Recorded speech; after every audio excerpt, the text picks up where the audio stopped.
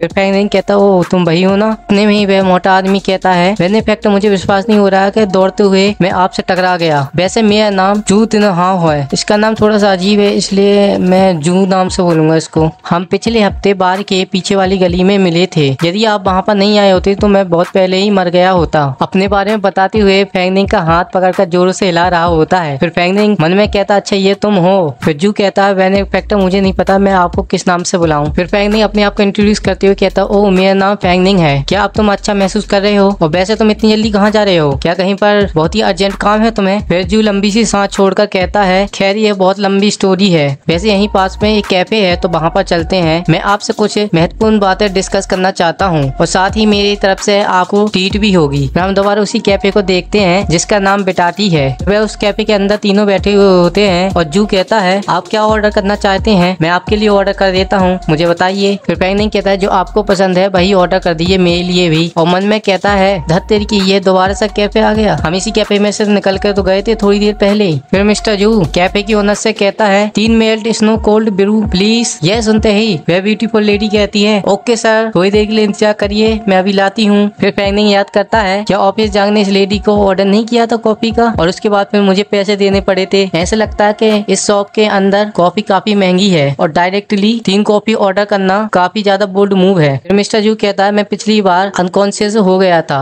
जब मैं हॉस्पिटल में जागा तो ऑफिसर ने मुझे बताया कि आप पहले ही चले गए थे तो मेरे पास कोई चांस नहीं था तुम्हें धन्यवाद देने के लिए। फिर फैंगनिंग हंसते हुए कहता है यह तो सिर्फ एक स्मॉल फेवर था और आपकी बातों से ऐसा लगता है कि आप कुछ मुझे महत्वपूर्ण बातें बताना चाहते हैं। फिर जू कहता है मैं आपको सच बताऊं तो मैं यहाँ एक भूत प्रेत भगाने वाले को खोजने आया था लेकिन मुझे यकीन नहीं हो रहा है कि मैं मिस्टर फैंगनिंग से टकरा गया। और मिस्टर फैंगनिंग आप इस फील्ड में एक्सपर्ट हो तो आप मुझे कुछ एडवाइस दे सकते हो इसके लिए। फिर फैंगनिंग चौंकते हुए कहता है क्या तुम भूत प्रेत भगाने वाले को खोज रहे हो? लेकिन क्या मैंने पहले ही सोल बेबी को नहीं मार दिया था? क्या तुम दोबारा से पैरानॉर्मल चीजों से एनकाउंटर कर गए हो क्या? मेरा मतलब है कि तुम दोबारा से पैरानॉर्मल चीजों में फंस गए हो क्या? कहते हुए फैंगनिंग जू को गौर से देखता है तो उसमें से रेड ऑर्डर निकल रहा होता है। फिर जू कहता है आप सही कह रहे हो यह मेरी कंपनी में पैरानॉर्मल चीजें हो रही हैं। फिर फैंगनिंग कहता है पहले मुझे वहाँ की सिचुएशन बताएं, हो सकता है मैं आपकी मदद कर सकता हूँ। ये सुनकर जू एक्साइटेड होगा और खुश होगा कहता है रियली मिस्टर फैंगनिंग आपका बहुत बहुत धन्यवाद। जब जू ऐसी हरकतें कर रहा होता है तो सभी चौंक जाते हैं और साथ ही ब्यूटीफुल लेडी भी चौंक जाती है और उसकी कॉफी भी गिरने वाली हुई होती है। ये देखते ही जू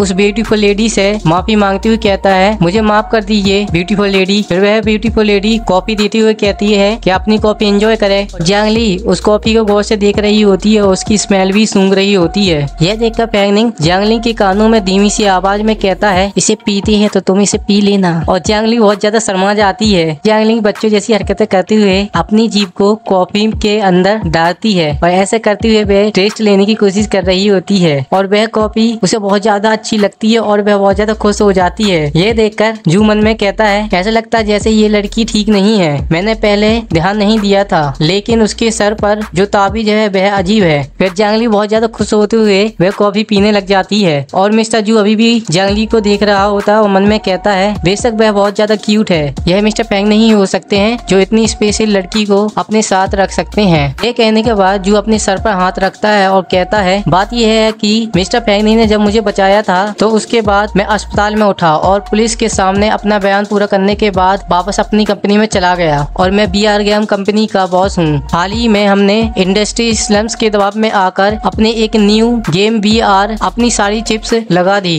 और बीआर गेम के फाइनल टेस्ट में कुछ फेस मिस हो गए हैं और इसकी सक्सेस और फेलियर होने पर हमारी पूरी कंपनी की लाइफ और डेथ इसी पर निर्भर करता है। और उसी दिन से यह सारी अबनॉर्मल चीजें स्टार्ट हुई थी। फिर हमें जू का पास्ट दिखाई दिया जाता है जिसमें वह कह रहा होता है गेम फिनिश होने के बाद यह पहला इंटरनल टेस्ट है और यह बहुत महत्वपूर्ण है और साथ ही जब वह गेम खेल रहे होते हैं तो उनकी हार्ट रेट जरूर चेक करें जिससे हमें मदद मिलेगी प्लॉट एडजस्ट करने में। फिर वह एम्प्लॉय कहता है यस बॉस मैं समझ गया। फिर वह एम्प्लॉय कहता है स्किन मिररिंग अनेबल कर दी गई है, टेस्ट का पहला दौरा अब शुरू हो गया है, वर्तमान में सब कुछ नॉर्मल है, कैरेक्टर क्रिएशन इंटरफेस नॉर्मल है, अब वह गेम में एंटर कर रहा है। फिर वह गेम प्लेयर कहते हुए कहता है यह सीन हमारे ऑफिस जैसा सिमिलर कैसे है? यह देखकर वह एम्प्लॉय कहता है नो यह गेम मॉडिफाई हो गया है, हमने इस प्रकार के ऑफिस के सीन क्रिएट नहीं किए हैं और यह क्या है। और साथ ही वहाँ पर रेड कलर के घोस्ट आ जाते हैं और उनका ऑरा बहुत ही खतरनाक होता है और जू उस एम्प्लॉयर की कॉलर पकड़कर कहता है गुस्से में यहाँ पर क्या हो रहा है और ये सीन कहाँ से आ गया है। फिर दूसरा एम्प्लॉय कहता है रुकिए, मैं गेम की ओरिजिनल कोड को चेक करता हूँ, शायद हम इस टेस्ट को रोक सकते हैं। फिर जू कहता है एक पल के लिए रुकिए, मैं देखना चाहता हूँ कि इसके पीछे कौन है। यह कहने के बाद वह गुस्से में जानने लग जाता है और दोबारा से कहता है मैं अभी भी कोड में हमारे पिछले गेम की शैडो देखना चाहता हूँ, लेकिन इसका अधिकांश भाग संशोधित किया गया है। कोडिंग समझना बहुत ही जटिल है, इसे देखने में समय लगेगा। आप लोग यहीं पर रुकिए, मैं अपनी आंखों से टेस्टर की सिचुएशन देखना चाहता हूँ। मैं मॉनिटरिंग रूम में जा रहा हूँ और मैं सर्वेलेंस रिकॉर्डिंग देखूंगा। फिर वह पार्ट से बाहर आ जाता है और वैगनिंग से कहता है और उस समय हमने डिस्कवर किया कि हमारे सोर्स के कोड में मॉडिफाई हो रहा है। पहले मैंने सोचा कि सर्वेलेंस फुटेज चेक कर लूं, लेकिन बाद में और अधिक शॉकिंग डिस्कवरी की। यह सब कर वैगनिंग कहता है तुमने क्या डिस्कवरी की? फिर जू बताता है हमने खाली ऑफिस को देखा जहाँ पर कंप्यूटर अपने आप ऑन हो रहा था और साथ ही अपने आप कोडिंग भी हो रही थी कीबोर्ड से। सब बताते ही जू दोबारा से पास्ट में चला जाता है और हमें दिखाई दिया जाता है कि जू मॉनिटर को देखता है और उसे देखकर जू शॉक हो जाता है और कहता है ये क्या हो रहा है, ये कैसे संभव है? वह बहुत तेजी से भागता है, गेम रूम का दरवाजा खोलता है और देखता है जो व्यक्ति गेम खेल रहा था उसके अंदर से बहुत ज्यादा ब्लैक ऑरा निकल रहा था और वह बहुत ज्यादा चिल्ला भी रहा था। गुस्से से एम्प्लॉयर जो डबल बैटरी है उससे कहता है यहाँ पर क्या हो रहा है, जल्दी से इस टेस्ट को रोके। फिर वह डबल बैटरी कहता है घोस्ट, यहाँ पर भूत है, इस ऑफिस में भूत है। यह बात बहुत ज्यादा डरते हुए कहता है। फिर वह दौड़ते हुए गेम प्लेयर के पास जाता है और उसके सिर से वीआर गेम को हटा देता है। फिर वह देखता है कि उस प्लेयर की बहुत ज्यादा बुरी हालत हो गई होती है। फिर वह घबराते हुए जोर से कहता है एम्बुलेंस को कॉल करो, जल्दी से एम्बुलेंस को कॉल करो। फिर वह गार्ड कहता है ठीक है मैं करता हूँ। वह पार्ट से बाहर आ जाता है और वैगनिंग से कहता है इस घटना के कारण कई एम्प्लॉय ने रिजाइन दे दिया है और इस गेम का विकास भी ठप पड़ गया है। यदि यह सिलसिला जारी रहा तो पिछले कुछ वर्षों के मेरे सारे प्रयास व्यर्थ हो जाएंगे और साथ ही मैं चुपचाप बैठना नहीं चाहता था, इसलिए एम्प्लॉयर को खुश करने के लिए मैंने उन्हें छुट्टी दे दी। फिर मैंने एक मोटी रकम देकर उस मंडली के एक जाने माने भूत प्रेत भगाने वाले को मास्टर जी जांग को किराए पर ले लिया। उस रात वह काले गधे के खूर, पीले चावल, मुर्गी का खून और एक क्रूस तथा अन्य भूत प्रेत भगाने की वस्तुएं लेकर आया। मुझे और सिक्योरिटी कैप्टन को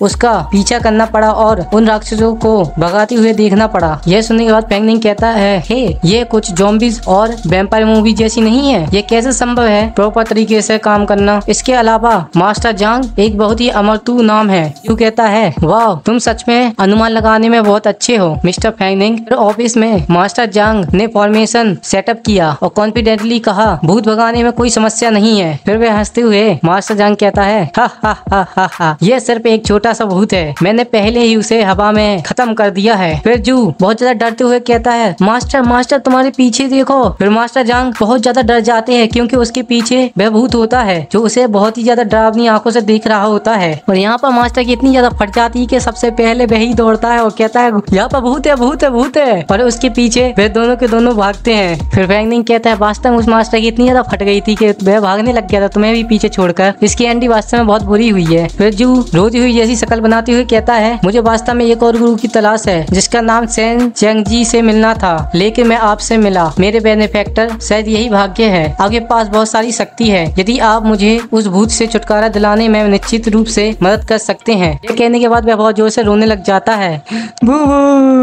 प्लीज हेल्प मी, मेरी मदद कर दो, मुझे अपनी कंपनी में रुकना है, नहीं तो मेरी कंपनी वास्तव में बैंकरप्ट हो जाएगी। यदि मैं बैंकरप्ट हो गया, मेरी वाइफ मेरे सन को लेकर मुझे छोड़ देगी, फिर मैं मुझे डाइवोर्स दे देगी। मेरा घर, मेरी कार, मैं सब कुछ खो दूंगा। ये देखकर वैगनिंग कहता है अच्छा ठीक है, पहले रोना तो बंद कर, मैं तेरी मदद कर दूंगा, लेकिन मैं आमतौर पर बहुत ज्यादा बिजी रहता हूँ तो मेरे लिए फ्री होना बहुत ही मुश्किल है। फिर मिस्टर जू कहता है मैं समझ गया। फिर वह अपना कार्ड देते हुए कहता है मिस्टर वैगनिंग, इस परेशानी में मेरी मदद करिए, मैं आपको ये 50 युआन आपका धन्यवाद देने के लिए देना चाहता हूँ। यह देखकर वैगनिंग बहुत ज्यादा चौंक जाता है और मुंह उसका फटा रह जाता है और कहता है क्या 50,000 युआन? फिर वह मन में कहता है वाह, भूत भगाना इतना लाभदायक है और मैं लेयर की शक्ति वापस पाने में भी मदद कर सकता हूँ, यह तो विन विन की परिस्थिति है। फिर जू कहता है मिस्टर वैगनिंग, क्या आप सोचती यह पैसा बहुत कम है? लेकिन मिस्टर वैगनिंग, आपने मेरी पहले जान बचाई थी, आप मेरे लाइफ सेवर है, यदि आपने मेरी दोबारा से मदद की तो आप दोबारा से मेरी लाइफ सेवर हो जाएंगे। मैं आपको दोबारा से 20,000 युआन दूंगा, लेकिन रिसेंटली कंपनी का फंड काफी टाइट है, क्या आप इंतजार कर सकते हैं जब तक मेरा गेम ऑनलाइन ना हो जाए? फिर मैं आपको पैसे दे दूंगा। फिर वैगनिंग बहुत ही तेजी से अपने जिम में रखता और कहता है ये इतना ज्यादा अर्जेंट नहीं है, मिस्टर जू से मिलना ही मेरे लिए भाग्य की बात है, पैसे की बात करना बहुत बेकार है। यह कहने के बाद वह दोबारा खांसते हुए कहता है क्योंकि मिस्टर जू इतने उत्सुक है और ईमानदार है तो मैं आज रात ही आपकी कंपनी में जाऊंगा, इसलिए आप मुझे एड्रेस दे दीजिए, इसलिए मुझे अपने बैंक कार्ड का पासवर्ड भी भेजना ना भूले। फिर जू कहता है बेशक मिस्टर फैंगनिंग, आज रात आप मेरे सेवियर है। हमें रात का सीन दिखाई दिया जाता है जो चांदनी रात होती है, काफी ज्यादा बड़ी बिल्डिंग होती है और उस बिल्डिंग के सामने फैंगनिंग खड़ा हुआ होता है और जंगली हवा में होती है। फिर फैंगनिंग जू उससे कहता है इन 50,000 युआन की खातिर, अरे मेरा मतलब न्याय को कायम रखना है, बुरी आत्माओं को भगाना है, हमें उस दुष्ट आत्मा को बाहर निकालना है। ये सुनते ही जंगली भी फुल जोश से कहती है भूत भगाना है और फिर स्वादिष्ट भोजन करना है। अरे भाई से बताओ कि ये भी तो भूत है। फैंगनिंग जंगली से कहता है लेयर, क्या तुम अंदर की स्थिति को समझ सकती हो, यह किस लेवल की सोल है। फिर जंगली कहती है ये केवल 4 लेवल की सोल लगती है, पिछले सोल इनफैक्ट से ज्यादा मजबूत नहीं थे। फिर फैंगनिंग जाते हुए कहता है यह इतना बुरा नहीं है, इस बार हम काफी मजबूत है, तो चलो अंदर चलते हैं। और जंगली मोबाइल से रिकॉर्डिंग कर रही होती है। हैकर कंपनी के डोर पर अपना कार्ड स्कैन करता है और दरवाजा खोलकर अंदर जाने लग जाता है और कहता है जंगली रिकॉर्डिंग शुरू करो। तो मेरे प्यारे दोस्तों आज का एपिसोड यहीं पे खत्म होता है। नेक्स्ट एपिसोड देखने के लिए चैनल को सब्सक्राइब करें, लाइक करें, कमेंट करें और शेयर करें। फिर मिलते हैं दोस्तों नेक्स्ट एपिसोड में।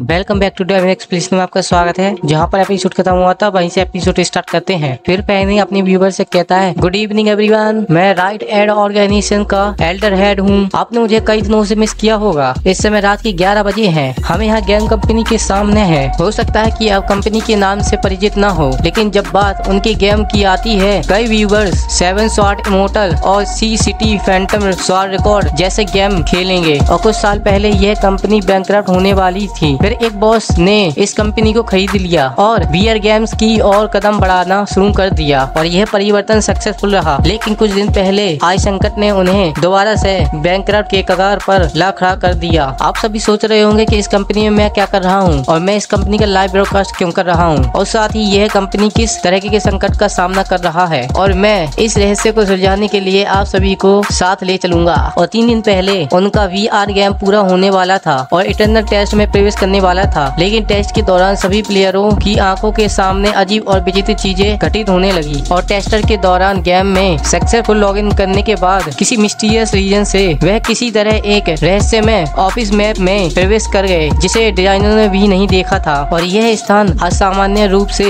वास्तविक था जिसने टेस्ट में शामिल सभी लोगों को चौंका दिया। उन्होंने तुरंत गेम कोड की जाँच की और पाया कि इसके बड़े हिस्से में बदलाव किया गया था। सच्चाई जानने के लिए वे तुरंत निगरानी कक्ष में गए, लेकिन उस समय और इससे भी अधिक डरावनी बात घटित हुई। मॉनिटरिंग रूम में उन्होंने देखा कि कल रात खाली ऑफिस में कंप्यूटर अचानक चालू हो गया। कीबोर्ड भी किसी अज्ञात शक्ति के प्रभाव में ऑटोमेटिक रूप से टाइप कर रहा था और लेजेंडरी असामान्य घटनाएं वास्तव में उनकी आंखों के सामने घटित हुई है। उन्होंने जल्दी से टेस्ट रोक दिया, लेकिन बहुत देर हो चुकी थी। गेम टेस्टर्स पर बहुत बुरा असर पड़ा, उनके दिमाग में बहुत बड़ा इम्पैक्ट पड़ा और उन्हें तुरंत ही अस्पताल भेजा गया। जैसे ही मैंने इस कंपनी के अंदर प्रवेश किया, किसी ऐसे एबनॉर्मल चीज को मेरे यहाँ पर आने की वजह से खुश नहीं है। फिर स्क्रीन पर लिख कर आता है हमारे गेम में आपका स्वागत है और करेंटली मेरे फोन में कोई सिग्नल नहीं है और यह एलिवेटर का इमरजेंसी कॉन्टेक्ट बटन भी रिस्पॉन्ड नहीं कर रहा है। क्या यह मुझे यहाँ पर ट्रैप करने की कोशिश कर रहा है? यह कहते हुए फैंगनिंग एलिवेटर के ऊपर के हिस्से को खोलता है और वहाँ से निकलने लग जाता है और साथ ही कहता है लेकिन राइट एड ऑर्गेनाइजेशन के लीडर को रोकना नामुमकिन है। स्पाई ट्रायल जैसी मैंने बहुत सारी मूवी देखी है। यह कहते हुए वह एलिवेटर का दरवाजा खोलता है और वहाँ से निकलकर कहता है ऐसा लगता है जैसे यह गेम मेरे साथ खेलना चाहता है। और उस दिन जिस ऑफिस में अचानक कंप्यूटर की मॉनिटरिंग शुरू हुई वह यही है। यह कहने के बाद जैसे ही फैंगनिंग गेट खोलता है तो वहाँ पर बहुत सारे रेड कलर के भूत देखता है। फिर फैंगनिंग अपने हाथों में एनर्जी जनरेट करने लग जाता है और वह अपनी एनर्जी से उन भूतों के ऊपर हमला कर देता है, जिसकी वजह से वह सारे भूत लगभग गायब ही हो जाते हैं। लेकिन अभी भी वहाँ पर भूतों का ऑरा होता है और फैंगनिंग नीचे झुककर कहता है यहाँ पर कुछ इक्विपमेंट गिरे हुए हैं। यह कहने के बाद वह कीबोर्ड को उठाता है और दोबारा से कहता है क्या छोटे मॉन्स्टर द्वारा गिराए गए इक्विपमेंट को प्राप्त करना बॉस से लड़ने के लिए एक पूर्व शर्त होगी? यह कीबोर्ड एक असामान्य आभा को महसूस कराता है। यह कहते हुए फैंगनिंग के अंगूठे से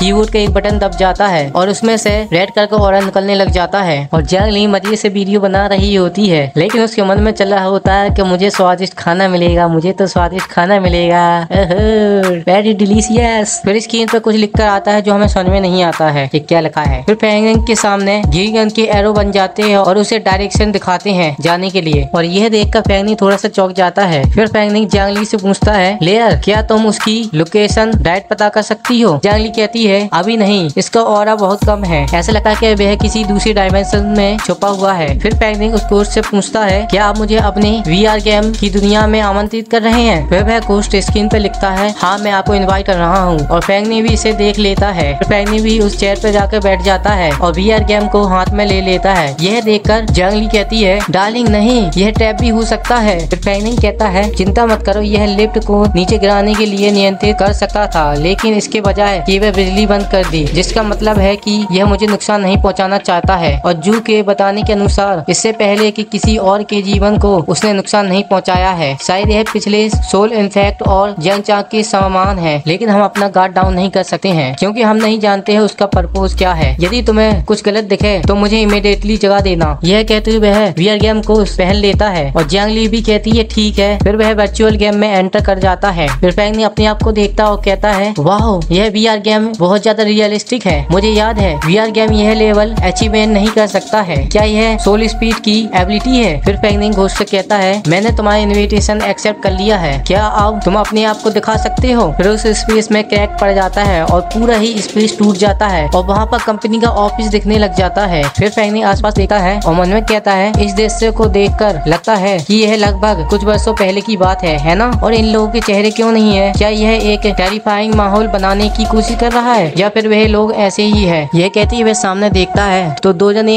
ऑफिस के अंदर बैठे हुए होते हैं और उसमें से एक जना कहता है, तो मुझे बताओ एक टॉप स्टूडेंट हमारी छोटी सी कंपनी में क्यों ज्वाइन होना चाहता है? फैंगनिंग उस ऑफिस के अंदर आ जाता है और मन में कहता है, तो ऐसा महसूस होता है जब लेयर कहीं पर भी जा सकती है, यह बहुत अमेजिंग है। फिर वह उन दोनों को देखता है और कहता है, अब मैं उनके चेहरे देख सकता हूँ, क्या वे मुख्य पात्र है या उनमें से कोई एक सोल है जिसकी मुझे तलाश है? और वह लड़का उस मोटे का जवाब देता है, मेरे पास एक ड्रीम है। फिर फैंगनिंग अचानक से चौंक जाता है और देखता है स्पेस टूटने लग जाता है। फिर फैंगनिंग जियांग ली से पूछता है, हे लेयर क्या हो रहा है? अचानक से स्पेस क्यों टूटने लग रहा है? और जियांग ली फैंगनिंग के एक्सप्रेशन को देख रही होती है। फिर वह मोटा उस लड़की से पूछता है, तो आपका नाम गुआन वैन है ना? तो आपके पास एक ड्रीम है, तो अपने ड्रीम के बारे में बताओ। फिर वह लड़का कहता है, जब मैं छोटा था तब मुझे बचपन में बहुत ज्यादा गेम पसंद थे, तो मेरा ड्रीम है कि दूसरे लोग भी गेमों को बहुत ज्यादा पसंद करें, जैसे कि एडवेंचर और पजल जैसे गेम आपकी कंपनी द्वारा बनाए गए हैं, और ये मेरे सभी फेवरेट गेम हैं। मैंने इन सभी को खेला है, इसलिए मैं ज्वाइन करना चाहता हूँ। मैं आपके गेम को डेवलपमेंट करना चाहता हूँ। यहाँ हम दोनों ही एक अच्छे ग्रेट अचीवमेंट कर सकते हैं एक साथ और बहुत अच्छा फ्यूचर भी क्रिएट कर सकते हैं। सुनते हुए मोटा एक्साइटेड होकर कहता है, अगर तुम ऐसा कहते हो तो तुम्हें हायर किया जाता है और कल से तुम्हें काम करना है। ये सुनते ही वह लड़का खुश होकर कहता है, थैंक यू मिस्टर सॉन्ग, मैं आपको निराश नहीं करूंगा। वह मोटा कहता है, मैंने तुम्हारा टेस्ट देखा है, तुमने प्रेस्टिजियस यूनिवर्सिटी से ग्रेजुएट किया है, तुम्हारी प्रोग्रामिंग स्किल बहुत ही इम्प्रेसिव है और तुम्हारे गेम के पैशन के साथ मुझे यकीन है भविष्य में तुम हमारी कंपनी के एक की मेंबर बन जाओगे और भविष्य में रिसर्च और डेवलपमेंट की पोजीशन हेड तुम्हारी होगी। और जब ऐसा होगा तब आपके बनाए गए गेम बहुत ज्यादा फेमस होंगे। और साथ ही जहाँ तक पैसों की बात है तो इसकी चिंता मत कीजिए, कंपनी भविष्य में आपको कम पैसे नहीं देंगे। यह सब देखकर फैंगनिंग अजीब सी शक्ल बनाता और मन में कहता है, खोखलेबाजों का एक और क्लासिक मामला। तो यह क्या है? क्या यह एक अनुभव है या फिर एक मूवी? ऐसा लगता है कि हीरो गुआन वैन नाम का एक लड़का है, तो क्या वह एक मिस्टीरियस सोल है? मुझे ये सब दिखाने का उसका क्या इरादा है? एक एम्प्लॉयर बहुत सारे डॉक्यूमेंट लेकर फैंगनिंग के बगल से गुजरता है और गुआन वैन से कहता है, हे गुआन वैन। गुआन वैन उसकी तरफ देखता है और कहता है, क्या बात है? फिर वह एम्प्लॉय कहता है, इन डॉक्यूमेंट को मॉडिफाई करने की जरूरत है, बॉस बाद में इनको चेक करेंगे। फिर गुआन वैन कहता है, लेकिन क्या ये असाइन तुम्हारे नहीं है? मैंने अपना खुद का वर्क फिनिश नहीं किया है, फिर भी मैं कर देता हूँ। फिर वह एम्प्लॉयर गुआन वैन के कंधों पर जोर जोर से हाथ मारने लग जाता है और कहता है, हर कोई जानता है कि आपकी वर्क एबिलिटी कितनी मजबूत है, जो अधिक कर सकते हैं वे अधिक करते हैं, हर किसी का भरोसा निराश ना करे। कहते हुए वह जाने लग जाता है और दोबारा से कहता है, मैं तुम्हें बाद में लंच का ट्रीट दूंगा और थैंक्स। और गुआन वैन देखता ही रह जाता है। फिर गुआन वैन लंबी सांस लेता और छोड़ता है और उन डॉक्यूमेंट को देखने लग जाता है। यह देखकर फैंगनिंग पीछे से कहता है, वर्क ऑफिस में उसे बुली किया जा रहा है और यह व्यक्ति मना करना भी नहीं जानता है, तो अन्य लोग भी इसका और ज्यादा फायदा उठाते हैं। अगर मैं इसकी जगह होता तो ये डॉक्यूमेंट उनके चेहरे पर फेंक देता। फिर हम घड़ी को देखते हैं जो 12 बज चुके होते हैं और गुआन वैन अभी भी ऑफिस में वर्क कर रहा होता है। वह कहता है, जाओ जल्दी से ये फंक्शन आज खत्म करते हैं और घर पर जाकर रेस्ट करते हैं। इसके से यह मेरा पहला गेम है, मैं इसे ग्रेट बनाने जा रहा हूँ। डैड मुझे देख रहे होंगे, मैं आपको डाउन नहीं होने दूंगा। हमें दोबारा से घड़ी दिखाई दी जाती है जिसमें सुबह के 7:30 बज चुके हुए होते हैं और गॉन वैन अभी भी ऑफिस में ही होता है और सारे एम्प्लॉयर उसे देखकर चौंक जाते हैं और उसके पास आकर कहते हैं। फिर वह पहला एम्प्लॉय कहता है, तुम्हें पता है इस नए प्रतिभाशाली व्यक्ति के बारे में? मुझे लगता है कि उसके दिमाग में कुछ गड़बड़ है। हमारा बॉस ओवर टाइम भी नहीं देता है, फिर भी वह इतनी मेहनत क्यों करता है? फिर दूसरा एम्प्लॉय हंसते हुए कहता है, तुम कुछ नहीं समझते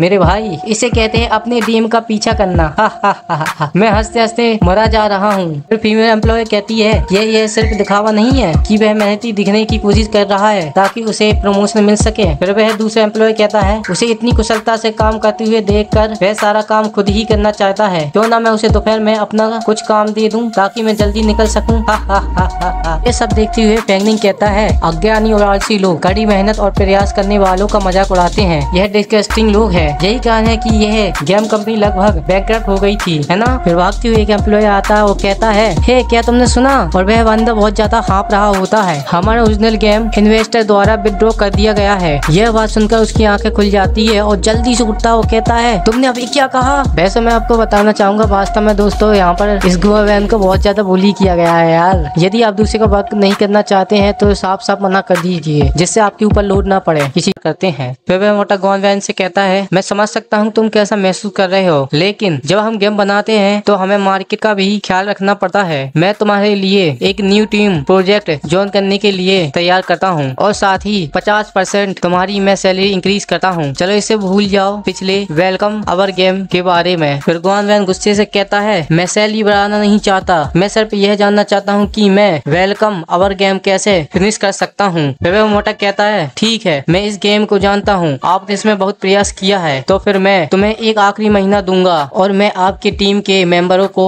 मोबाइल गेम बनाने के लिए ले जा रहा हूँ। अगर आप इसे अकेला पूरा कर सकते हैं तो मैं आपको एक इन्वेस्टर खोजने और इसे रिलीज करवाने में मदद करूंगा। यह सुनते ही गॉन वैन जाने लगता और कहता है, तुम इंतजार करना, मैं डेफिनेटली इसे फिनिश कर दूंगा और याद रखे आपने आज क्या कहा है। फिर हमें बहुत सारे कैलेंडर दिखाई दिए जा रहे होते हैं जिस पे डेट बदलती जा रही होती है। फिर हमें आखिरी डेट दिखाई दी जाती है कैलेंडर पे 21 अगस्त 2013 बुधवार के दिन, और यह आज का दिन होता है जब गॉन वैन पूरी रात ऑफिस में काम कर रहा होता है। फिर उसके ऑफिस में कलीग्स आते हैं उसके, और उसमें से एक फीमेल एम्प्लॉय कहती है, क्या इस आदमी ने कई दिनों से स्नान नहीं किया है क्या? मैं इतनी दूर से भी उसके सही से बदबू सूंघ सकती हूँ। फिर वह दूसरा एम्प्लॉय कहता है, क्या यह आदमी बेवकूफ नहीं है? मोबाइल गेम से पैसे ज्यादा आते हैं और यह खेलना आसान भी है, वह अभी भी अपने पुराने कचड़े पर ही अटका हुआ है। फिर उस मोटे के पैर दिखाई दिए जाते हैं और वह मोटा गॉन वैन के पास आ जाता है और कहता है, गॉन वैन तुम्हारे लिए एक अच्छी न्यूज है, एक इन्वेस्टर आपके द्वारा बनाए गए गेम खरीदने को तैयार है। यह सुनते ही गॉन वैन बहुत ज्यादा खुश हो जाता है और कहता है एक्साइटेड से, रियली ये तो बहुत जल्दी फास्ट है। फिर वह मोटा कहता है, खैर वहाँ पर कुछ छोटी छोटी रिक्वायरमेंट है, यह गेम मोबाइल प्लेटफॉर्म पर जारी किया जाएगा, हमें इसके बहुत सारे मैप को काटने होंगे और 60 वाले क्वेस्ट को भी हटाने होंगे और यह गेम लिमिटेशन परफॉर्मेंस करेगा और साथ ही हमें गेम बनाने के लिए क्लाइंट्स के रिक्वायरमेंट के हिसाब से फॉलो करना होगा और इसकी स्टोरी और गेम प्ले को 50% बदलना होगा और साथ ही ए पे टू विन सिस्टम भी ऐड करना होगा। यह सुनते ही गॉन वैन बहुत ज्यादा गुस्से से कहता है, क्या तुमने कहा था कि यह अभी भी मेरा गेम है? आपने कहा था कि आप ऐसा गेम बनाना चाहते हैं जो सभी को पसंद आए, ना कि ऐसा गेम जो क्लाइंट को पसंद आए। फिर वो मोटा कहता है, एक्साइटेड मत होइए, आप अभी भी इस प्रोजेक्ट के चार्ज है और आपको शेयर भी मिलेंगे। फिर वह मोटा अपनी टाई संभालते हुए कहता है, ठीक है, हम वेलकम अवर गेम के लिए रेवेन्यू शेयर को संभाल लेंगे और फिर आपके वेतन को बढ़ा देंगे, आप कुछ भी नहीं खो रहे हैं। फिर गॉन वैन चिल्लाकर कहता है, यह पैसे की बात नहीं है, यह मेरा गेम है, मैं अनसक्सेसफुल हो जाऊंगा ऐसे में तो मैं। इतनी तेज आवाज सुनकर सारे एम्प्लॉयर वहीं पर देखने लग जाते हैं। फिर वह मोटा जाते हुए कहता है, इससे कोई फर्क नहीं पड़ता है कि तुम एग्री हो या नहीं, यह गेम कंपनी से बिलोंग करता है, मैंने पहले ही कॉन्ट्रैक्ट पर साइन कर दिया है। यदि तुम और अधिक नहीं चाहते हो तुम कोड को यहीं पर छोड़ सकते हो और जा सकते हो, मैं किसी और व्यक्ति को अरेंज कर दूंगा इस प्रोजेक्ट को लेने के लिए। यह बात सुनकर गुबेन बहुत ज्यादा गुस्से में आ जाता है और कहता है, तुम। फिर उसे कुछ होने लग जाता है और वह खांसने लग जाता है और कीबोर्ड पे उसका खून गिरने लग जाता है। फिर वह वहीं पर मर जाता है और उसके मुंह से बहुत सारा खून निकल रहा होता है और सभी एम्प्लॉय उसे देख रहे होते हैं और कह रहे होते हैं, बॉस देखो उसे क्या हो गया है। दूसरा कहता है, एम्बुलेंस, जल्दी एम्बुलेंस को कॉल करो, जल्दी से एम्बुलेंस को कॉल करो। यह सब देखकर फैंगनिंग कहता है, क्या यह तुम्हारी लाइफ थी गॉन वैन? फिर गॉन वैन फैंगनिंग के सामने अपीयर होता है और कहता है, सॉरी सोल हंटर, सर, आप और आपके साथी बहुत शक्तिशाली है। मैंने पहले खुद को दिखाने की हिम्मत नहीं की क्योंकि मैं डर रहा था। देख रहे हो भाई, इंसान से भी भूत डरने लग गए आजकल। ये कैसे भूत बनेगा यार? इस भूत को ट्रेनिंग देनी चाहिए भाई। और कमेंट में जरूर बताया कि कौन सा भूत इसे ट्रेन कर सकता है। फिर फैंगनिंग कहता है, ओ तो फिर अब तुम खुद को दिखाने की हिम्मत क्यों कर रहे हो? क्या तुम्हें डर नहीं है कि मैं तुम्हें यहाँ मार दूंगा या फिर मैं तुम्हें यहाँ से निकाल दूंगा? फिर गुआन वैन हंसते हुए कहता है, अगर मुझे एक्सपेल होना ही है तो भी मैं किसी भी तरह भाग नहीं पाऊंगा, और अगर मैं तुम्हें बाहर नहीं जाने दूंगा तो बाहर बैठी वह महिला पूरी इमारत को गिरा सकती है। और जंगली वहाँ पर बहुत ज्यादा गुस्सा कर रही होती है। यदि ऐसे संभव हो तो कृपया मुझे एक्सपेल ना करे, अभी मुझे सिर्फ यह गेम पूरा करने दे और इसको रिलीज होने दे। मैं आपको यकीन दिलाता हूँ मैं किसी को नुकसान नहीं पहुँचाऊंगा। वह टेक्सटर मेरे अधूरे गेम में फंस गया है और मैं अभी जागा हूँ। मुझे अपनी एग्जिस्टेंस बनाए रखने के लिए फियर पावर की आवश्यकता है। यह सुनते ही फैंगनिंग कहता है, ठीक है तो मुझे बताओ कि तुम इसी स्थिति में कैसे पहुँचे हो और आप इस गेम की इतनी प्रति जुनूनी क्यों हो? शायद इसलिए कि कीबोर्ड पर मेरा खून गिर गया था और वह कीबोर्ड मेरे खून से पूरा सना हुआ था। मेरी सोल मृत्यु के बाद इस कीबोर्ड से जुड़ गई और जो पहले तुमने उठाया था वह ये कीबोर्ड था। और मेरी अचानक मौत के 7 दिन बाद मैं जागा। मैं लोगों से बात करना चाहता था लेकिन वे मुझे देख नहीं पा रहे थे और धीरे धीरे मुझे लगा कि मैं और अधिक ठोस हो रहा हूँ, आई मीन सॉलिड हो रहा हूँ। कुछ सेंसिटिव सेंस वाले लोग कभी कभी रात में मेरी शैडो देख सकते हैं। उस समय कंपनी में बहुत से लोग मुझसे डरने लगे थे और मास्टर ने भूत प्रेतों को भगाने के लिए एक गुरु को बुलाया और उसने मेरे मरने से पहले मेरा सारा सामान पैक कर दिया और गोदाम में एक कार्डबोर्ड बॉक्स में बंद कर दिया। कुछ दिन पहले तक एक प्रोग्राम ने बॉक्स खोला। जहाँ तक गेम के प्रति मेरे जुनून का सवाल है तो यह मेरे पिता की वजह से है। और जब मैं छोटा था तो मेरे पिता को कैंसर हो गया था और मेरी मदर हम दोनों को छोड़कर चली गई थी। लेकिन मेरे फादर कभी भी डिप्रेस में नहीं गए क्योंकि वह मेरे साथ तुरंत ही गेम खेलने लगे और साथ ही मुझे बड़ा करते रहे और मेरे हर रास्ते पर मुझे चेयरफुल करने लगे। मैं कभी भी उस ब्यूटीफुल टाइम को नहीं भूल सकता। और साथ ही जब मेरे फादर जो बहुत ज्यादा बीमारी से परेशान थे उस समय केवल अपनी सच्ची हाथी हंसी दिखाते थे। यही वह समय था जब मैंने निर्णय किया कि मैं बड़ा होकर गेम डिजाइनर बनूंगा ताकि अधिक लोगों को खुशी दे सकूं। फिर छोटा गुआन वैन कहता है अपने फादर से, जब मैं बड़ा हो जाऊंगा तो मैं भी एक गेम डिजाइनर बनूंगा। मैं जो गेम बनाऊंगा मेरे पिताजी पहले व्यक्ति होंगे जो मेरा गेम खेलेंगे, ठीक है पिताजी? और उस समय मैं नहीं जानता था कि कैंसर क्या होता है, ना ही मैं यह जानता था कि मृत्यु क्या होती है। मैं भोलेपन से सोचता था कि मेरे पिता हमेशा मेरे साथ रहेंगे। मुझे अभी भी याद है कि मेरे पिता ने उस समय क्या कहा था। फिर उसके पिताजी छोटे गुआन वैन से कहता है, ठीक है जब आप इसे पूरा कर लें तो आपको अपने पिता को इसे खेलने देना होगा, ठीक है? पिताजी इसका बेसब्री से इंतजार कर रहे होंगे। फिर गुआन वैन कहता है, बेशक वह मेरा गेम नहीं खेल सकते थे क्योंकि जब मैं 10 साल का था तो उनकी अस्पताल में मृत्यु हो गई थी और उससे किया गया मेरा वादा मेरे पूरे जीवन का जुनून बन गया था। और यदि संभव हो तो मैं आपसे रिक्वेस्ट करना चाहूंगा कि आप मुझे यहाँ से ले जाए और मेरे अधूरे गेम को दोबारा से बनाने में मेरी मदद करें। और फैंगनिंग सोचता और कहता है, VR कोड और सोल। यह कहने के बाद वह बहुत ज्यादा एक्साइटेड हो जाता है और अपनी चेयर से उठकर गुआन वैन का हाथ पकड़ लेता है और कहता है, मैं समझ गया। सबसे पहले मुझे अपनी एबिलिटी के बारे में बताओ कि तुम्हारी एबिलिटी क्या है और प्रोग्राम्स और गेम पर इम्पैक्ट क्या पड़ सकता है। यह सुनकर वह बहुत ज्यादा हैरान हो जाता है। फिर वह अपनी एबिलिटी का यूज करके बताता है, मैं VR गेम में पूरी दुनिया बना सकता हूँ। जब तक मैं इसे समझता हूँ मैं इसे बहुत कम समय में बदल सकता हूँ। यहाँ तक कि प्रोग्राम कोड भी ऑटोमेटिक रूप से पूरा किया जा सकता है। लेकिन कुछ समस्या है जैसे कि पब्लिशिंग करना, यह पहला है। अभी भी मुझे बाहर की चीजें सुलझाने के लिए किसी की मदद की आवश्यकता है, इसलिए मैं आपसे मदद मांग रहा हूँ। यह सुनकर फैंगनिंग कहता है, गेम में रियल क्या है? क्या यह उतना ही रियलिस्टिक हो सकता है जितना मैंने आज महसूस किया है? यह बात सुनकर गुआन वैन मुस्कुराते हुए कहता है, बेशक मेरी सोल पावर के साथ मैं हर चीज को महसूस कर सकता हूँ, जैसे कि टच करना, टेस्ट लेना, जैसे कि बाहरी वाले वर्ल्ड में हम करते हैं वैसे ही आप यह भी कह सकती हैं कि यह दूसरा वर्ल्ड है। यह सुनते ही फैंगनिंग कहता है, यह बहुत बढ़िया है। पहले मुझे जल्दी से बाहर भेजो, लेयर बेसब्री से मेरा इंतजार कर रही होगी। फिर वह VR गेम को उतारता और कहता है, क्या तुम रियलिटी में भी अपीयर हो सकते हो? फिर गुआन वैन कहता है, हालांकि कुछ सोल पावर कंज्यूम कर सकता हूँ लेकिन यह संभव है। यह कहते हुए बाहर निकलता है उस मॉनिटर से। फिर वह अपने पैर जमीन पर रखता है और खड़ा होकर कहता है, लेकिन मैं इस तरह से बदलने का आदी नहीं हूँ। यह सुनते ही फैंगनिंग अजीब सी शक्ल बनाकर कहता है, क्या यह प्रोग्राम्स का एंसेस्ट्रल सोशल फोबिया है? कहने के बाद वह लेयर से कहता है, लेयर वीडियो रिकॉर्डिंग को बंद कर दो। यह सुनते ही लेयर वीडियो रिकॉर्डिंग को बंद कर देती है। फिर जियांगलिंग एक्साइटेड होकर कहती है, हस्बैंड क्या मैं इसे खाना स्टार्ट कर सकती हूँ? ये देखने में बहुत ज्यादा स्वादिष्ट है, डिलीशियस है। यह कहते हुए लेयर के मुंह में बहुत ज्यादा पानी आ रहा होता है। यह सुनकर गवर्नमेंट डर जाता है और फेंगनिंग बहुत ज्यादा हैरान हो जाता है। सुनने के बाद गवर्नमेंट डरते हुए फेंगनिंग के पीछे जाके छुप जाता है। फिर फेंगनिंग कहता है, नो, इस आदमी को तुम नहीं खा सकती हो। घोस्ट वास्तव में दरअसल अच्छे होते हैं। मेरे पास एक नया प्लान है उसके लिए। यह सुनते ही जियांगलिंग गुस्सा हो जाती है और मुंह बनाने लग जाती है और बहुत ज्यादा क्यूट भी लग रही होती है। और फेंगनिंग उसकी ऐसी हरकतें देख के कुछ कह नहीं पा रहा होता है। फिर फेंगनिंग जियांगलिंग की सर पर बहुत प्यार से उसका सर सहलाने लग जाता है और मुस्कुराते हुए कहता है, चिंता मत करो, यदि योजना सही है तो भविष्य में आपको भोजन की कमी नहीं पड़ेगी। यह सुनते ही जियांगलिंग मुस्कुराती हुई कहती है, ठीक है। लेयर अपने पति पर बहुत ज्यादा विश्वास करती है। फिर हमें मॉर्निंग का टाइम दिखाई दिया जाता है और साथ ही वहाँ से बिल्डिंग भी दिखाई दी जाती है। फिर वह मोटा आता है और हैरानी से कहता है, मिस्टर फेंगनिंग आपने यहाँ की डर्टी स्टफ से कैसे डील किया? फिर फेंगनिंग कहता है, बेसिक समस्या तो हल हो गई है, लेकिन साथ ही मैं आपको एक व्यक्ति से परिचित भी करवाना चाहता हूँ। फिर वह जियांगलिंग से टैबलेट लेता है। जो उस टैबलेट को लेता है और देता है और कहता है, आप किस प्रकार के व्यक्ति से परिचित करवाना चाहते हो मुझे? और जैसे ही गुआन वैन उस टैबलेट से अपना सर बाहर निकालता है, उस मोटे की हालत इतनी खराब हो जाती है कि बेचारी की पटके हाथ में आ जाती है और वह बहुत ज्यादा रोने लग जाता है। उसका पूरा शरीर कांपने लग जाता है और वह इतना ज्यादा डर जाता है कि वह फेंगनिंग के पीछे जाकर छुप जाता है और डरते हुए कहता है, मिस्टर फेंगनिंग जल्दी करे,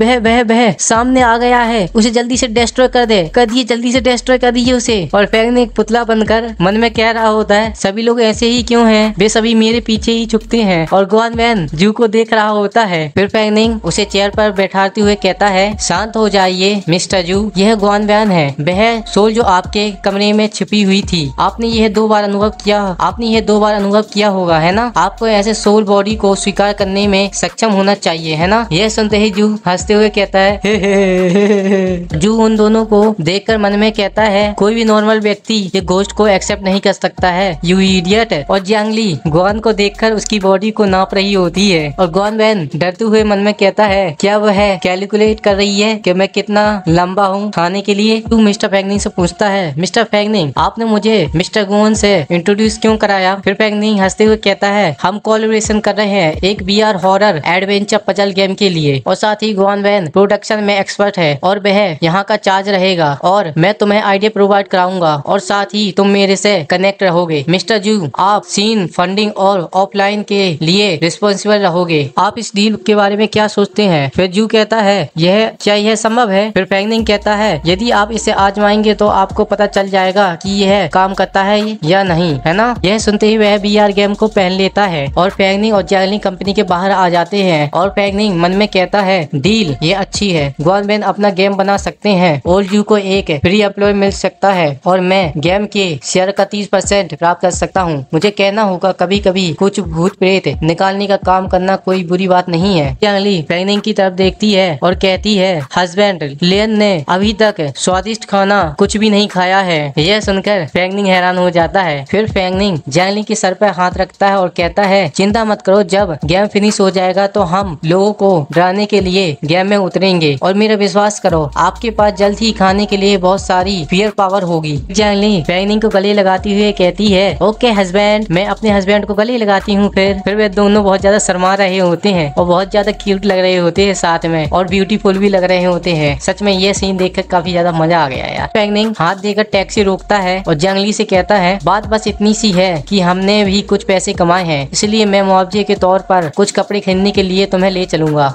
पूछती है, किस तरह के कपड़े खरीदेंगे? क्या लियर का पहनावा काफी अच्छा नहीं है? फिर फेंगनिंग कहता है, यह आपके लिए है जिसे आप सोते समय पहन सकते हैं। फिर जियांगली कहती है, क्या आपको सोने के लिए कपड़े पहनने पड़ते हैं? फिर फेंगनिंग शर्माते हुए कहता है, बिल्कुल आपको यह करना ही होगा। वह दोनों हाथ पकड़कर जा रहे होते हैं और जियांगली कहती है, हस्बैंड हम सीधे यहाँ उड़कर आ सकते हैं क्योंकि यह बहुत पास है। फेंगनिंग कहता है, हमें अपनी प्रोफाइल रो रखनी चाहिए और वैसे भी यह दिन का समय है और ऑफिसर की डायरी कहती है कि हमें दिन के समय अपनी एबिलिटी का उपयोग नहीं करना चाहिए। फिर जियांगली हंसते हुए कहता है, अच्छा ठीक है। वह दोनों कपड़ों की दुकान के सामने आ जाती हैं और उस स्टोर में दिखाई देते हैं जो पुतलों ने अंडरवेयर और ब्रा और स्विमसूट पहने हुए होते हैं। फिर फेंगनिंग कहता है, चलो अंदर चलते हैं स्टोर के, तुम्हारे लिए एक खरीदते हैं। और फेंगनिंग मन में कहता है, यदि आप इसी तरह उड़ते रहे तो मुझे डर है कि मैं अपने आप को अधिक नहीं रोक पाऊंगा। मुझे आपके लिए आज पजामा की समस्या हल करनी होगी। जियांगली देखकर कहती है, क्या ये कपड़े हैं? यहाँ तो बहुत ही कम कपड़ा है और साथ ही ये तो बहुत ज्यादा छोटे कपड़े हैं। स्टोर की ओनर कहती है, हमारे स्टोर में आपका स्वागत है। और फेंग निंग जियांगली का हाथ पकड़ते हुए बहुत तेजी से स्टोर के अंदर ले जा रहा होता है, ओनर को बिना रिप्लाई देते हुए। फिर जियांगली कहती है, हस्बैंड। और फेंग निंग बहुत ज्यादा शर्मा रहा होता है और ओनर उन दोनों को देख रही होती है।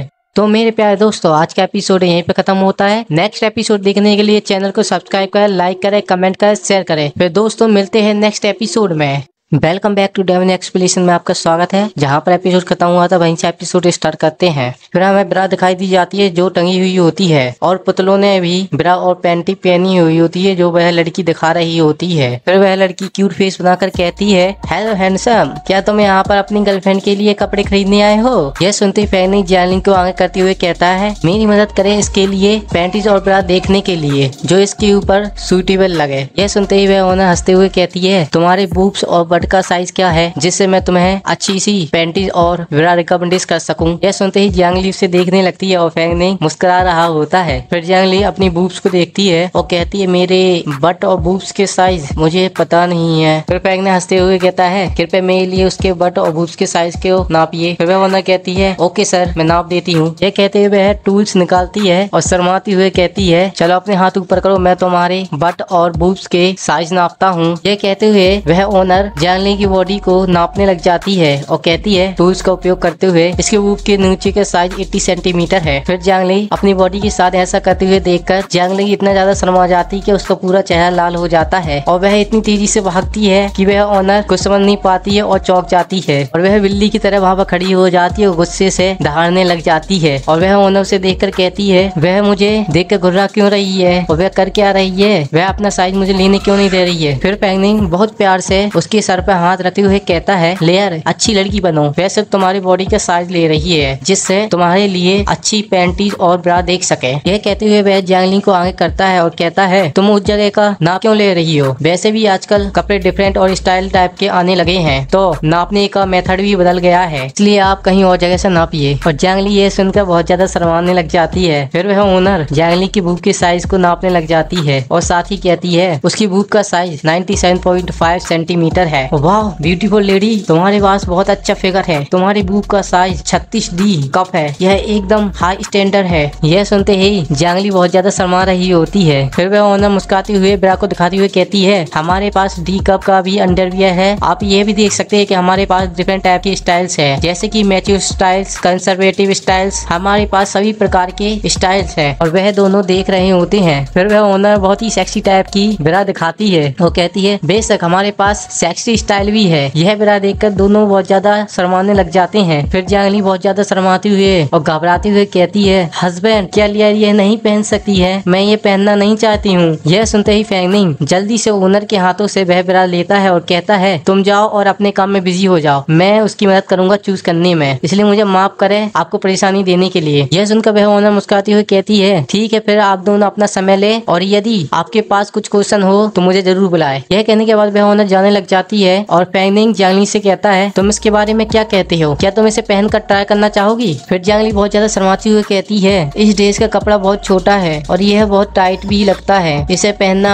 आरामदायक नहीं है, क्या मैं इसे नहीं पहनूं? यह सुनते ही फेंग निंग उसे धक्का देती हुए कहता है, यह एक ब्रा है जिसे सामान्य कपड़ों के अंदर पहना जाता है, तो इसे पहनिए और अगर इसका साइज सही हो तो यह पहनने में इतना ज्यादा अनकंफर्टेबल नहीं होता है, इसे एक बार ट्राई तो करे तुम। यह कहते हुए फेंग निंग उसे चेंजिंग रूम में पहुंचा देता है और बहुत सारी ब्रा देकर कहता है, चलो इनमें से ट्राई करो और जोन से तो वह कंफर्टेबल लगे पहनने में वह चूज कर ले। और जियांगली उन सभी ब्रा को देखने लग जाती है, उनमें से एक ब्रा को वह चूज करती है और उसे देखने लग जाती है और वह मन में कहती है, मैं इसे पहनूं या न पहनूं, लेकिन यह कपड़ा बहुत ज्यादा छोटा है, लेकिन मेरा हस्बैंड चाहता है कि मैं इसे पहनूं तो मैं ट्राई करके देखती हूँ फिर मैं। और फेंग निंग चेंजिंग रूम के बाहर खड़ा हुआ होता है और मन में कहता है, मुझे आश्चर्य है कि ग्वानमैन और जू एक दूसरे के साथ कैसे काम कर रहे होंगे, वैसे ये ठीक ही होना चाहिए, वे सही काम कर रहे होंगे। होंगे। यह कहने के बाद वह साथ ही थोड़ी पास्ट की बातें याद करता है। फिर जू घबराते हुए जोर से कहता है, वेन इफेक्टर तुम चाहते हो कि वह यहाँ पर रहे? यह सुनते ही फैंग निंग कहता है, बेशक, हम गेम कैसे खेल सकते हैं यदि वह यहाँ पर नहीं रहेगा। सिर्फ उसे एक सेपरेट रूम दे दे और ये सही रहेगा और वह आपकी पूरी मदद करेगा गेम बनाने में, और चिंता मत करिए, वह किसी को भी नुकसान नहीं पहुँचाएगा। सुनते ही जू थोड़ा घबराने लग जाता है। फिर गुआन बैन आगे आते हुए कहता है, कृपया मुझे अपनी भविष्य में गाइडेंस दे, मैं आपके साथ काम करना चाहता हूँ। यह सुनते ही जू कहता है, लेकिन लेकिन लेकिन तुम तो एक घोस्ट हो। फिर फैंग ने उसके गले में हाथ डालकर मुस्कुराते हुए कहता है, इसके बारे में सोचो, उसे सैलरी की भी जरूरत नहीं है और उसे आराम करने की भी जरूरत नहीं है। वह एक व्यक्ति 20 लोगों का काम कर सकता है और तुम इतना अच्छा एम्प्लॉय कहाँ खोज पाओगे बताओ मुझे। यहाँ तक कि वह तुम्हें हट भी नहीं कर सकता है और यदि दूसरे सोल द्वारा अटैक हुआ तुम पर तो वह आपकी मदद भी कर सकता है। और गुआन बैन यह सब सुनकर पीछे से सिर हिला रहा होता है। यह सुनकर जू बहुत ज्यादा गहराई से सोचने लग जाता है और मन में कहता है, मिस्टर फैंग निंग सर कह तो सही रहे हैं। फिर वह गुआन बैन से हाथ मिलाता है और कहता है, ठीक है फिर चलो एक साथ काम करते हैं। फिर फैंग निंग उस पार्ट से बाहर आ जाता है और उसे जंगली की आवाज सुनाई देती है। जंगली कहती है, हस्बैंड क्या आप बाहर हो? यह सुनते ही फैंग निंग कहता है, हाँ मैं बाहर हूँ। अच्छा तुम क्या कह रही हो तो बताओ। फिर इतना कह ही रहा होता है कि जंगली चेंजिंग रूम से अपना हाथ बाहर निकालती है और उसे अंदर ले लेती है। और फैंग निंग कहता है, हे तुम क्या कर रही हो? फिर हम जंगली को पैंटीज और ब्रा में देखते हैं जो बहुत ज्यादा क्यूट और सेक्सी लग रही होती है भाई, और साथ ही बहुत ज्यादा शर्मा भी रही होती है। यह देखकर फैंग निंग जोर से चिल्लाकर कहता है और शर्माते हुए, तुम क्या कर रही हो? तुम ऐसे क्यों खड़ी हो? जल्दी से इनको पहनो तुम। फिर जंगली अपनी ब्रा फैंग निंग को देती हुए कहती है, हस्बैंड इसे कैसे पहनते हैं मुझे बताइए। और फैंग निंग बहुत ज्यादा शर्मा रहा होता है और साथ ही उसके सर में से बहुत ज्यादा धुआं भी निकल रहा होता है क्योंकि फैंग निंग से उसके बूस्ट देख पा रहा होता है। फिर फैंग निंग शर्माते हुए कहता है, तुम घूम जाइए जल्दी से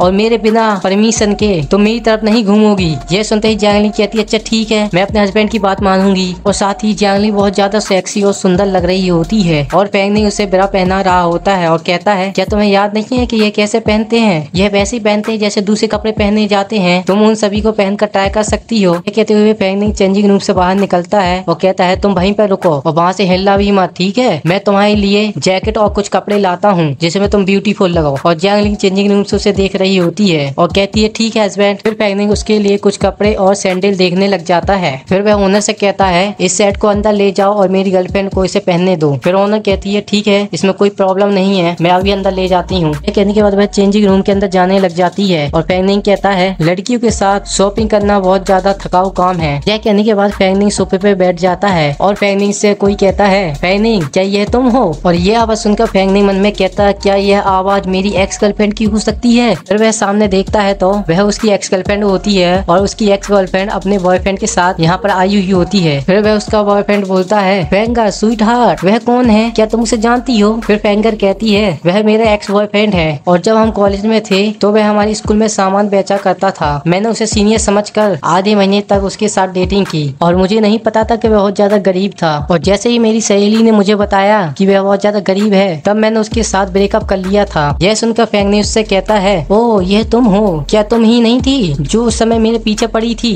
ऐसा लगता है जैसे मैंने तुम्हें जानबूझकर धोखा दिया हो। यह तुम ही थी जो मुझे अमीर समझकर मेरा पीछा कर रही थी और मुझे तो यह भी नहीं पता था कि तुम मुझे अमीर समझकर मेरे साथ डेटिंग कर रही थी। यह कहते हुए फैंग ने हंसने लग जाता है। फिर फैंगर उससे गले लग जाती है और उसका एक्स बॉयफ्रेंड कहता है, तो तुम उसके एक्स बॉयफ्रेंड हो? फैंगर ने मुझे बताया था तुम्हारे बारे में, मुझे तुमसे मिलकर अच्छा लगा। फिर फैंगर फैंग ने से कहती है, हे तुम यहाँ पर क्या कर रहे हो? क्या तुम यहाँ पर अपनी गर्लफ्रेंड के लिए कपड़े खरीदने आए हो? क्या तुम सच में आए हो? मैं तुम्हें सलाह दूंगी कि तुम किसी और स्टोर पे चले जाओ, यहाँ पर कोई सस्ते कपड़े नहीं मिलते हैं। जब तुम मेरे साथ डेटिंग कर रहे थे तब तुमने मेरे लिए एक कप मिल्क टी भी नहीं खरीदा था और सब चीज के लिए मैं ही तुम्हारे लिए पे करती थी। यह सुनते ही फैंग ने एटीट्यूड से कहता है, मेरे बारे में चिंता मत करो, मेरे पास काफी ज्यादा पैसे हैं। फिर फैंगर अपने बॉयफ्रेंड का हाथ पकड़ती है और कहती है, ओह ऐसा लगता है जैसे तुमने अपना लेसन सीख लिया हो। मैं नहीं जानती है कि तुम्हें अपनी गर्लफ्रेंड कहाँ से मिली है, लेकिन अब आपको पता है कि अपनी गर्लफ्रेंड को कैसे पकड़ कर रखना है, अपनी गर्लफ्रेंड की जरूरतों को कैसे पूरा करना है। यह कहते हुए हंस रही होती है, उसका बॉयफ्रेंड भी हंस रहा होता है साथ में। फिर फैंगर का बॉयफ्रेंड हंसते हुए कहता है, स्वीट हार्ट तुम अपने एक्स बॉयफ्रेंड के बारे में ऐसे कैसे बात कर सकती हो? मैं इस लिटिल ब्रदर को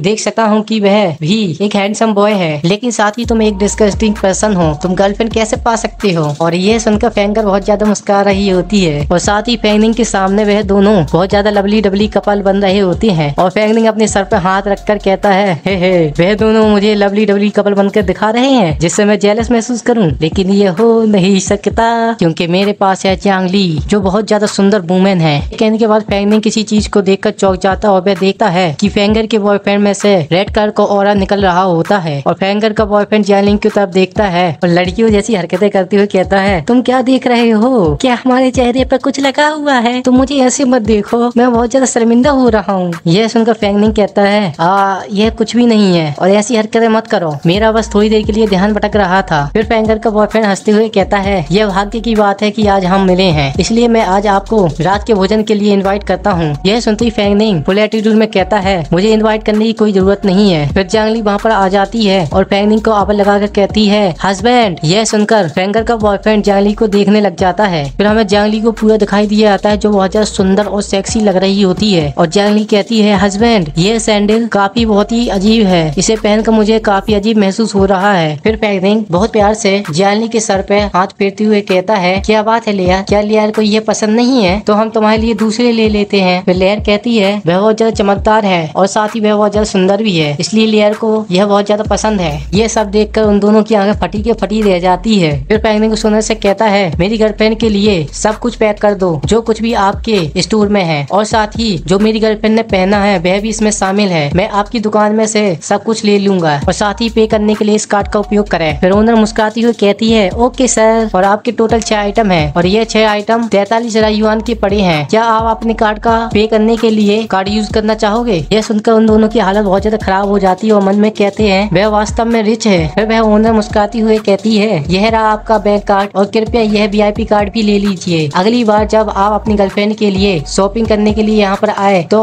आपको मेंबरशिप के द्वारा डिस्काउंट मिलेगा। फेंगनिंग कहता है, ओके थैंक यू, मैं नेक्स्ट टाइम अपनी गर्लफ्रेंड के लिए कपड़े खरीदने जरूर आऊंगा। फिर फेंगनिंग जियांगलिंग से कहता है, चलो घर पर चलते हैं, अब हमें अपने घर जाना चाहिए। फिर जियांगलिंग मुस्कुराती हुई कहती है, ठीक है चलो फिर घर चलते हैं। फिर फेंगर का बॉयफ्रेंड जियांगलिंग के सामने आते हुए कहता है, हेलो ब्यूटी, मेरा नाम क्विंग है और मैं क्विंग सेंग ग्रुप का CEO हूँ और साथ ही यह रहा मेरा कार्ड। कहते हुए उसके ऊपर सीटी मार रहा होता है इस तरीके से।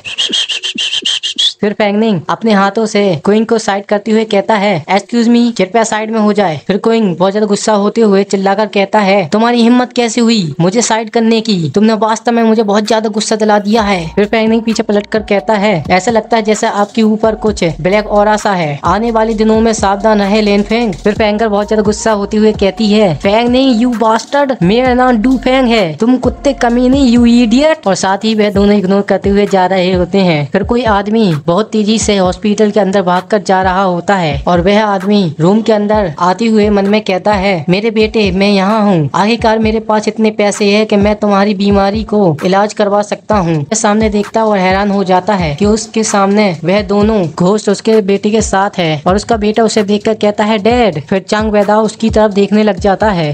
तो मेरे प्यारे दोस्तों, आज का एपिसोड यहीं पर खत्म होता है। नेक्स्ट एपिसोड देखने के लिए चैनल को सब्सक्राइब करें, लाइक करें, कमेंट करें और शेयर करें। फिर मिलते हैं दोस्तों नेक्स्ट एपिसोड में।